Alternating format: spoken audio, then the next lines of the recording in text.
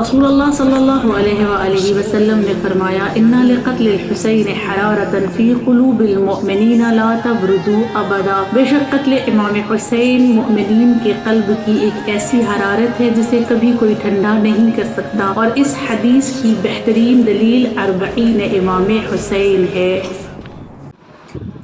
औज़ु बिल्लाहि मिनश शैतानिर रजीम, बिस्मिल्लाहिर्रहमानिर्रहीम, अल्हम्दुलिल्लाहि रब्बिल आलमीन, अस्सलातु वस्सलामु अला रसूलिहिल करीम व अला अहलि बैतिहित ताहिरीन।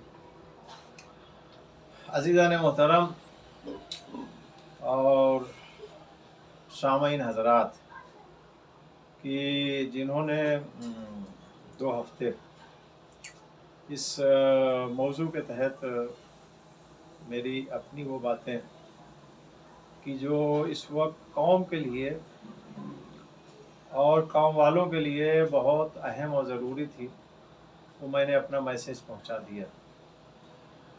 तो या तो ये कहा जाए कि हमने अपनी ज़िम्मेदारी पूरी कर दी। अब आप अपनी ज़िम्मेदारी कब पूरी करते हैं वो आप समझिए। अभी ज़िम्मेदारी का मसला थोड़ा और आगे बढ़ता है। देखिए, ज़िम्मेदारी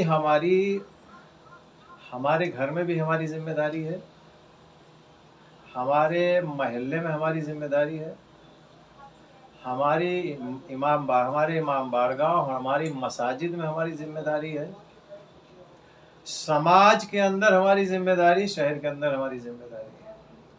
अब मसला यहाँ पर अभी शहर और महल्ला नहीं है, मसला यहाँ पर हमारा घर है। एक बहुत अहम मौजू और है कि जिसकी तरफ आज इशारा करना है। जितने भी उलमा हजरात हैं आप उनसे दरियाफ्त करें, और जो कौम के बुजुर्गान लोग हैं कि जिनको इन मसाइल में डाला जाता है, उनसे आप दरियाफ्त करें। इस वक्त घरों के अंदर लड़ाई झगड़े बहुत होते हैं, तलाक़ें बहुत हो रही हैं, ज़नो शौहर के बीच में नाइत्तेफाकियाँ हद से ज़्यादा बढ़ गई हैं। जब देखिए, ये नई अभी शादी हुई है, मुश्किल से साल भर हुआ होगा, 6 महीने हुआ होगा, 2 साल तो पूरे ही नहीं हो पाता है कि तलाक की नौबत आ रही है। और कितनी ऐसी तलाक़ें हो रही हैं जो बिल्कुल नई शादियां हैं कि जो अभी खेलने खालने के खुशियां मनाने के दिन थे, उन दिनों में झगड़े हो रहे हैं और तलाक़ें हो रही हैं। इसकी वजह क्या है? इसकी वजह यह है कि घर के अंदर किसी ने भी अपनी जिम्मेदारी को पूरा नहीं किया। अब इसकी वजूहात तलाश कीजिए आप।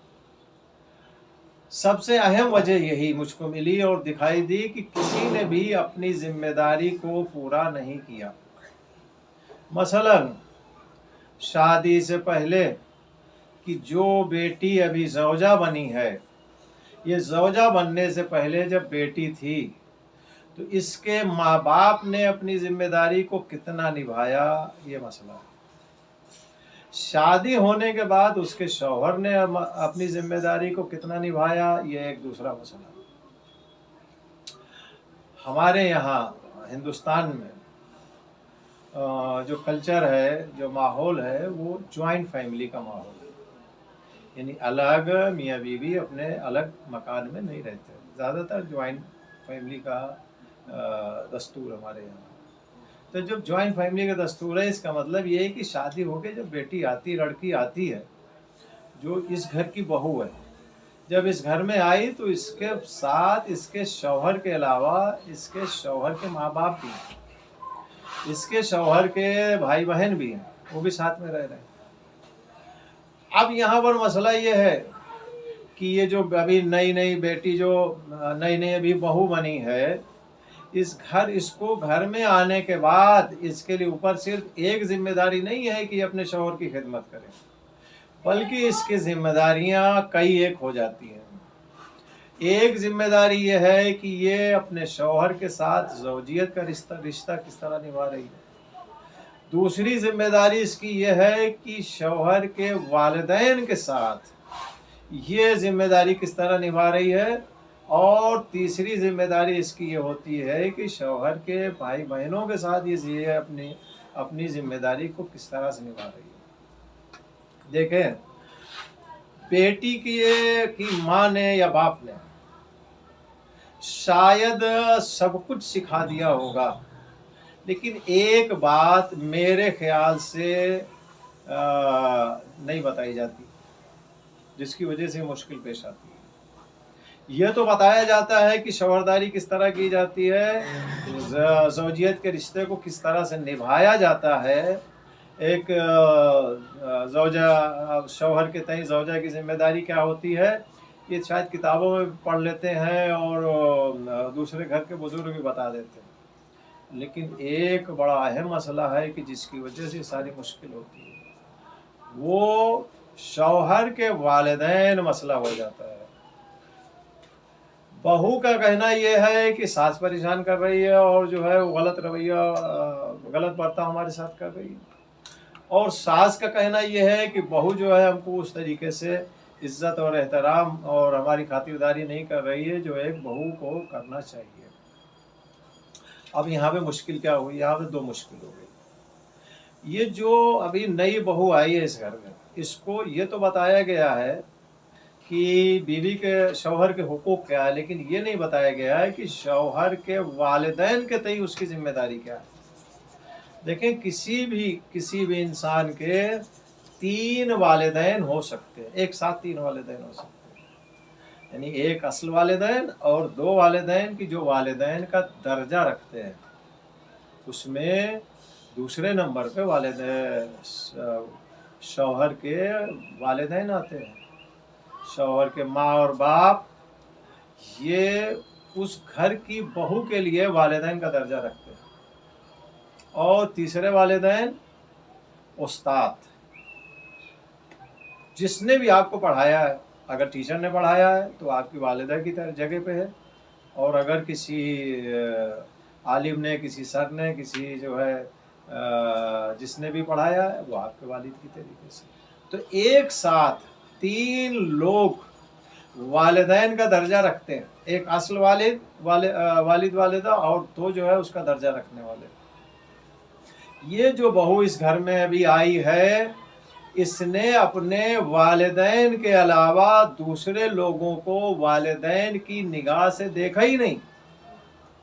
अगर वालिदैन का दर्जा रखने वालों को वालिदैन की निगाह से ये औरत या ये लड़की या बेटी या देख लेती, तो आप यकीन जाने कि ये जिस तरीके से इज्जत और एहतराम अपने वालिदैन का करती है, अपना सास ससुर का भी करती है। जिस तरीके से खिदमत अपने वालिदैन की करती थी जब शादी नहीं हुई थी, घर में थी वालिदैन के घर में, तो उसी तरीके से ये अपने सास ससुर का भी जो है उसी तरीके से ख्याल करती, जिस तरीके से अपने वालिदैन का ख्याल करती है, शौहर के वालिदैन का भी उसी तरीके से ख्याल करती। लेकिन इसको ये नहीं बताया गया है कि इनका दर्जा, इनका मर्तबा तुम्हारे वालिदैन जैसा है। इनकी जो है जिम्मेदारी जो तुम्हारे ऊपर आ रही है, आयद हो रही है, तुम अगर उनकी खिदमत नहीं कर सकते, कम से कम इज्जत तो दे सकते हैं। तो ये जिम्मेदारी वहाँ पर पूरी नहीं हुई, इसलिए मसला पेश आया। अगर हर एक शख्स अपनी जिम्मेदारी को पूरा करे तो ये मुश्किल पेश ना आए। इधर से बेटी ने जिम्मेदारी पूरी नहीं की जो इस घर की बहू है, और उधर से शौहर के वालिदैन ने जिम्मेदारी नहीं पूरी की। अगर बहू को बेटी की तरीके से रखते तो बहू नहीं होती, बेटी होती। जब तुम बेटी मानोगे तो वो बेटी बनेगी, जब तुमने बेटी मानना छोड़ दिया तो वो बेटी नहीं बनेगी। इसीलिए आज इतनी ये मुश्किलें पेश आ रही है, हर घर में लड़ाई और झगड़ा नजर आ रहा है।